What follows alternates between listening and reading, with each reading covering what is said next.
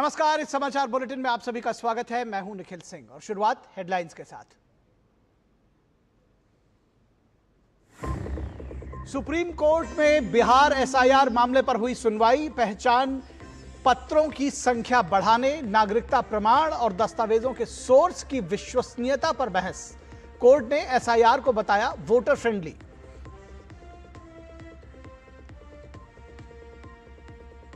राहुल गांधी के वोट चोरी के आरोपों पर जमकर बरसे बीजेपी नेता अनुराग ठाकुर। कहा, बिहार विधानसभा चुनाव में अपनी हार देखकर कांग्रेस और उनके सहयोगी दल लगा रहे हैं झूठे आरोप। हर हार के बाद नए बहाने ढूंढती है कांग्रेस।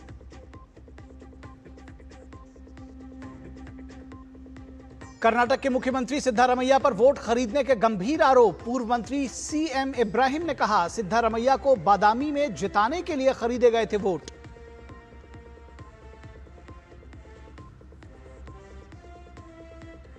तीसरा भारत सिंगापुर मंत्रिस्तरीय गोलमेज सम्मेलन दिल्ली के हैदराबाद हाउस में आयोजित।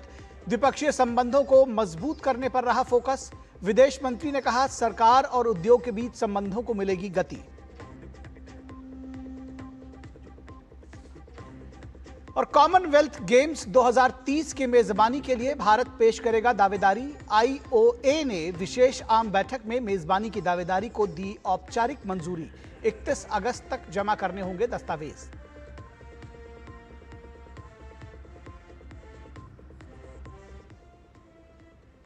बिहार विधानसभा चुनाव से पहले एसआईआर मामले में दिल्ली से लेकर पटना तक सियासी घमासान मचा हुआ है। इस सियासी खींचतान के बीच सुप्रीम कोर्ट में एसआईआर को लेकर आज भी सुनवाई हुई और कल भी सुनवाई इसमें जारी रहेगी। आज सुनवाई के दौरान सुप्रीम कोर्ट ने कहा कि बिहार में मतदाता सूची के विशेष गहन पुनरीक्षण के लिए मतदाता द्वारा प्रस्तुत किए जाने वाले 11 दस्तावेजों की अनिवार्यता बताती है कि यह प्रक्रिया वोटर फ्रेंडली है। याचिकाकर्ता की तरफ से अभिषेक मनु सिंघवी की अपनी दलीलें रखी। सिंघवी ने कहा कि असम में चुनाव आयोग की ऐसी कार्रवाई से प्रभावित व्यक्ति फॉरेन ट्रिब्यूनल जा सकता है। बिहार में आयोग अगर किसी को नागरिक नहीं मानता तो अपील के लिए ऐसी कोई ट्रिब्यूनल नहीं है। इस पर जस्टिस सूर्यकांत ने कहा कि प्रभावित व्यक्ति हाई कोर्ट जा सकता है। वहीं जस्टिस बागची ने अभिषेक मनु सिंघवी से कहा कि आधार को लेकर हम आपकी दलील समझ रहे हैं, लेकिन आप नागरिकता सुनिश्चित करने के लिए मान्य दस्तावेजों की लिस्ट देखें तो ये वोटर के लिए सुविधाजनक दिखता है। जस्टिस सूर्यकांत ने कहा कि अगर आयोग सभी 11 दस्तावेज मांग रहा होता तो हम एसआईआर को वोटर के खिलाफ मान सकते थे, लेकिन अगर किसी एक दस्तावेज को भी स्वीकार किया जा रहा है उन 11 में से, तो क्या ऐसा आप कह सकते हैं? सुप्रीम कोर्ट ने मतदाता सूची के विशेष गहन संशोधन यानी एसआईआर को मतदाता हितैषी और मतदाता अनुकूल बताया है। सुप्रीम कोर्ट की इस टिप्पणी के बाद भारतीय जनता पार्टी के प्रवक्ता नीरज कुमार ने विपक्ष पर तीखा हमला बोला। उन्होंने कहा कि सुप्रीम कोर्ट ने आज एक बार फिर विरोधियों के मुंह पर करारा तमाचा मारा है। साफ कहा है कि एसआईआर वोटर फ्रेंडली है, वोटर्स के हित में है। विपक्ष बिना वजह बिहार को बदनाम करने की कोशिश कर रहा है, जो दुर्भाग्यपूर्ण है। सुप्रीम कोर्ट ने आज फिर से एक बार विरोधियों विपक्षियों के मुंह पर करारा तमाचा मारा है। सुप्रीम कोर्ट ने बड़ा स्पष्ट किया है कि बिहार में जो स्पेशल रिवीजन चल रहा है एसआईआर, वह वोटर फ्रेंडली है, वह वोटरों के हित में है। और उसने विरोधी दलों से, खासकर कांग्रेस और आरजेडी से सुप्रीम कोर्ट ने आग्रह भी किया कि आप खामखा बिहार को बदनाम करने की कोशिश न करें। अब जरा समझ जाइए कि सुप्रीम कोर्ट जैसी संस्था जब यह मान रही है कि ये लोग बिहार को बदनाम करना चाहते हैं, तो इन दोनों की मंशा क्या है, यह समझने लायक बात है। दरअसल हमेशा से ये लोग संवैधानिक संस्था और संविधान का मजाक उड़ाना चाहते हैं। सुप्रीम कोर्ट ने बड़ा स्पष्ट किया है कि प्रशासनिक सेवा हो चाहे शिक्षा का क्षेत्र हो, बिहार के लोगों का दबदबा पूरे देश में है। पूरे देश में बिहार के लोग अच्छा कर रहे हैं। और आवारा कुत्तों का मामला एक बार फिर एक वकील ने मुख्य न्यायाधीश की अध्यक्षता वाली बेंच के सामने उठाया। उन्होंने दलील दी कि सुप्रीम कोर्ट का सोमवार का आदेश अभी तक कोर्ट की वेबसाइट पर अपलोड नहीं हुआ है, लेकिन पश्चिम दिल्ली में अथॉरिटी ने कुत्तों को उठाना शुरू कर दिया है।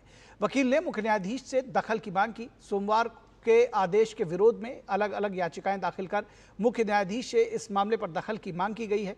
मुख्य न्यायाधीश ने याचिकाकर्ताओं पर विचार करने का आश्वासन दिया है।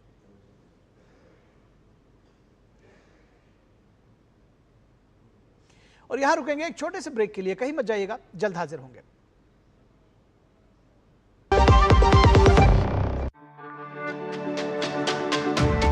मेरी पसंद, मेरी पसंद, मेरी पसंद, मेरी पसंद, हमारी पसंद। हम सबकी पसंद। मजबूत देश का मजबूत सरिया हो गया स्टील। ब्रेक के बाद एक बार फिर आप सभी का स्वागत है। और बीजेपी ने आज एक प्रेस कॉन्फ्रेंस कर कांग्रेस के तमाम आरोपों को, जिसपे एसआईआर से लेकर मतदान चोरी करने की बात को, उन्होंने करारा जवाब दिया। राहुल गांधी के वोट चोरी के आरोप पर पलटवार करते हुए बीजेपी नेता अनुराग सिंह ठाकुर ने कहा कि चुनावी भ्रष्टाचार की नींव खुद कांग्रेस ने 1952 में हुए पहले चुनावों में ही रख दी थी, जिसमें संविधान निर्माता डॉक्टर भीमराव अंबेडकर को कांग्रेस ने सीपीआई के साथ मिलकर चुनाव हरा दिया था। चुनावी भ्रष्टाचार की नींव कांग्रेस ने पहले चुनाव से 1952 में ही रख दी थी। डॉक्टर बाबा साहब अंबेडकर को हराने का काम किया कांग्रेस सीपीआई ने मिलकर किया। और आप रिकॉर्ड चेक करिए, 74,333 वोट खारिज किए गए, जबकि डॉक्टर भीमराव अंबेडकर जी मात्र 14,561 वोट से हारे थे। कांग्रेस ने तो संविधान निर्माता एक दलित नेता को पहले चुनाव में निपटाने का काम कर दिया। और 21 अप्रैल 1952 को डॉक्टर अंबेडकर ने 18 पेज की याचिका दायर की। आप कल्पना कीजिए, जिन्होंने संविधान बनाया था, एक कांग्रेस और एक परिवार ने उसी संविधान निर्माता को चुनावों में धांधली करके हरा दिया। ये चुनावी भ्रष्टाचार का पहला उदाहरण। उत्तर प्रदेश विधानसभा में मॉनसून सत्र के तीसरे दिन बांके बिहारी मंदिर न्यास विधेयक पेश किया गया। यह विधेयक स्पष्ट करता है कि मंदिर के चढ़ावे, दान और सभी चल अचल संपत्तियों पर न्यास का अधिकार होगा। इसमें मंदिर में स्थापित मूर्तियां, मंदिर परिसर और परिसर के भीतर देवताओं के लिए दिए गए भेंट, उपहार, किसी भी पूजा, सेवा, कर्मकांड, समारोह, धार्मिक अनुष्ठान के समर्थन में दी गई संपत्ति, नगद या वस्तु रूपी अर्पण, मंदिर परिसर के उपयोग के लिए डाक या तार से भेजे गए बैंक ड्राफ्ट और चेक तक शामिल हैं। सरकार ने कहा है कि न्यास का गठन स्वामी हरिदास की परंपरा को आगे बढ़ाने के लिए किया गया है। स्वामी हरिदास के समय से चले आ रही रीति रिवाज, त्योहार, समारोह और अनुष्ठान बिना किसी हस्तक्षेप या परिवर्तन के जारी रहेंगे। न्यास ही दर्शन का समय तय करेगा, पुजारियों की नियुक्ति करेगा और वेतन, भत्ते, प्रतिकार निर्धारित करेगा। इसके साथ ही भक्तों और अतिथियों की सुरक्षा और मंदिर के प्रभावी प्रशासन और प्रबंधन की जिम्मेदारी भी न्यास पर होगी। न्यास गठन के बाद श्रद्धालुओं को विश्व स्तरीय सुख सुविधाएं उपलब्ध कराने का लक्ष्य रखा गया है। प्रसाद वितरण, वरिष्ठ नागरिकों और दिव्यांगों के लिए अलग दर्शन मार्ग, पेयजल, विश्राम बेंच, गौशालाएं, अन्न क्षेत्र, रसोई घर, होटल, सराय, प्रदर्शनी कक्ष, भोजनालय और प्रतीक्षालय जैसी व्यवस्थाएं विकसित की जाएंगी। न्यास की संरचना की बात करें तो इसमें 11 मनोनीत और 7 पदेन सदस्य होंगे। सभी मनोनीत सदस्य सनातनी हिंदू होंगे, जिनका कार्यकाल 3 वर्ष का होगा। पदेन सदस्य में अगर कोई सनातन धर्म को नहीं मानने वाला है या गैर हिंदू हुआ तो उसकी जगह उससे कनिष्ठ अधिकारी को नामित किया जाएगा। न्यास की बैठक हर 3 महीने में अनिवार्य होगी। न्यास को 20 लाख तक चल अचल संपत्ति खुद खरीदने का अधिकार होगा। इससे अधिक के लिए उसे सरकार से मंजूरी की जरूरत होगी। और राजस्थान के दौसा जिले में एक दुखद घटना में 11 लोगों की मौत हो गई है। मरने वालों में 7 बच्चे भी शामिल हैं। श्रद्धालु खाटू श्याम के दर्शन करके लौट रहे थे। प्रधानमंत्री राष्ट्रीय राहत कोष से प्रत्येक मृतक के परिजनों को 2 लाख रुपए की अनुग्रह राशि दी जाएगी। वहीं घायलों को 50,000 रुपए दिए जाएंगे। प्रधानमंत्री नरेंद्र मोदी ने इस सड़क हादसे पर दुख जताया है। अपने शोक संदेश में पीएम मोदी ने लिखा, राजस्थान के दौसा में हुए एक हादसे में हुई जानमाल की हानि से अत्यंत दुखी हूं। जिन परिवारों ने अपने प्रियजनों को खोया है, उनके प्रति संवेदना, घायलों के शीघ्र स्वस्थ होने की प्रार्थना करता हूं। और सिंगापुर के उप प्रधानमंत्री गान किम योंग ने नई दिल्ली में राष्ट्रपति द्रौपदी मुर्मू से मुलाकात की। भारत सिंगापुर मंत्रिस्तरीय गोलमेज सम्मेलन के तीसरे दौर के लिए सिंगापुर का एक प्रतिनिधिमंडल भारत दौरे पर है। इस प्रतिनिधिमंडल का नेतृत्व उप प्रधानमंत्री एवं व्यापार और उद्योग मंत्री गान किम योंग कर रहे हैं। प्रतिनिधिमंडल में सिंगापुर के राष्ट्रीय सुरक्षा समन्वय मंत्री के षणमुगम, विदेश मंत्री विवियन बालाकृष्णन, डिजिटल विकास मंत्री जोसेफिन तेओ, जनशक्ति मंत्री टैन सी लेंग और कार्यवाहक परिवहन मंत्री जेफरी सियो शामिल हैं।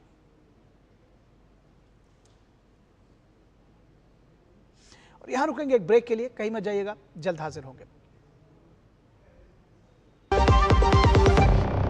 जब धरती चीर कर निकलता है लोहे का पत्थर और मिलता है मोंगिया के जोश से, फिर तपता है, पिघलता है और बनता है फौलाद। अब होता है सरिया सारी खूबियों के साथ।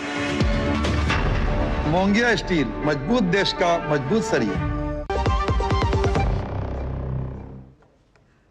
ब्रेक के बाद एक बार फिर आप सभी का स्वागत है और अब खबरें देखते हैं प्रदेशों की।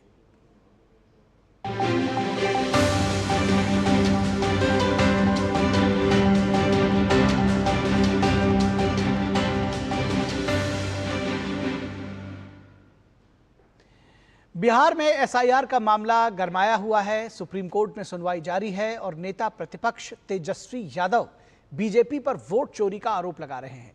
डिप्टी सीएम विजय कुमार सिन्हा ने पलटवार करते हुए तेजस्वी को माफी मांगने या कानूनी नोटिस के लिए तैयार रहने की चेतावनी दी है।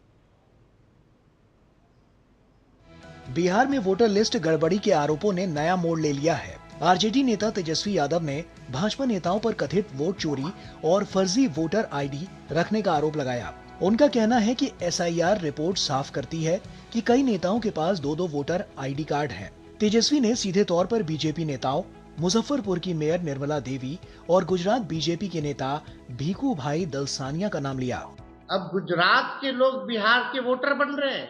जो भाजपा के प्रभारी है भीखू भाई, वो पटना के वोटर बन गए हैं। अब जो बीजेपी की नेत्री है बहुत बड़ी मुजफ्फरपुर की, जो संभावित प्रत्याशी भी है और मेयर है मुजफ्फरपुर की, इनके पास 2 ईपीआईसी नंबर हैं। वहीं दूसरी तरफ तेजस्वी के आरोपों का प्रदेश के डिप्टी सीएम विजय कुमार सिन्हा ने जोरदार जवाब दिया। उन्होंने अपना मैट्रिक सर्टिफिकेट और वोटर आईडी कार्ड दिखाते हुए आरोपों को बेबुनियाद बताया। विजय सिन्हा ने कहा कि तेजस्वी या तो माफी मांगे वरना उन्हें कानूनी नोटिस के लिए तैयार रहना होगा। विजय कुमार सिन्हा ने साथ ही कहा कि बिहार अब जंगल राज के चंगुल में नहीं फंसेगा। चुनाव आयोग ने नोटिस दिया, हमने जवाब दिया प्रमाण के साथ। ईपिक नंबर मेरा हट गया एक जगह का, अभी तक हमने तो जवाब दिया, आप जवाब तक क्यों नहीं दिए? हमको तो एक दिन पहले मिला और दूसरे दिन जवाब भेज दिया, लेकिन तुम जंगल राज वाले लोगों को, भ्रष्टाचारियों की जामात को, देश के संविधान पर विश्वास नहीं है। इस पूरे विवाद में अब निर्वाचन विभाग भी सक्रिय हो गया है। मुजफ्फरपुर की मेयर निर्मला देवी को नोटिस जारी कर 16 अगस्त तक जवाब देने को कहा गया है। बहरहाल बिहार की राजनीति में एसआईआर मामला आने वाले दिनों में और गरमाने की संभावना है। विपक्ष इसे सत्तारूढ़ दल के खिलाफ हथियार बना रहा है, जबकि सत्ता पक्ष इसे बेबुनियाद बताते हुए पलटवार कर रहा है। सुप्रीम कोर्ट का फैसला और निर्वाचन विभाग की जांच दोनों पर ही अब सबकी नजरें टिकी हैं। 2 वोटर आईडी कार्ड पर छिड़े सियासी घमासान के बीच सुप्रीम कोर्ट ने एसआईआर की पूरी प्रक्रिया को वोटर फ्रेंडली बताया है, जबकि विपक्ष अभी भी बड़े आंदोलन की तैयारी में है। हालांकि बड़ी बात यह है कि विपक्ष की तरफ से अभी भी कोई लिखित आवेदन या शिकायत चुनाव आयोग के पास नहीं दिया गया है। डीडी न्यूज के लिए पटना से मधुरेश नारायण। तो इस समाचार बुलेटिन में बस इतना ही। हमारी पूरी टीम को दीजिए इजाजत। नमस्कार।